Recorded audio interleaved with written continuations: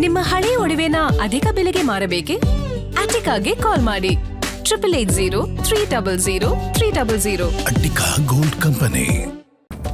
HD Deve Gowda ಅವರ ಪತ್ನಿ ಚೆನ್ನಮ್ಮ ವಿಧಿವಶರಾಗಿದ್ದಾರೆ. ದುಃಖದಲ್ಲಿರೋ ದೇವೇಗೌಡರಿಗೆ ಗಣ್ಯರು ಸಾಂತ್ವನವನ್ನ ಹೇಳಿರುವುದು. ದೂರವಾಣಿ ಕರೆ ಮುಖೇನ ಸಾಂತ್ವನವನ್ನ ಹೇಳಿದ್ದಾರೆ ಗಣ್ಯರು.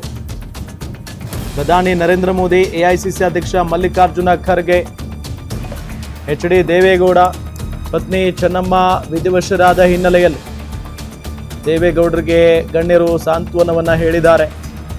ದೂರವಾಣಿ ಕರೆ ಮುಖೇನ ಸಾಂತ್ವನವನ್ನ ಹೇಳಿದ್ದಾರೆ ಗಣ್ಯರು.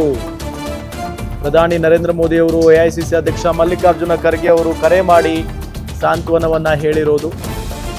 ನಿನ್ನೆ ಪ್ರಧಾನಮಂತ್ರಿಗಳು ಕನ್ನಡದಲ್ಲೇ ಟ್ವೀಟ್ ಕೂಡ ಮಾಡಿದರು.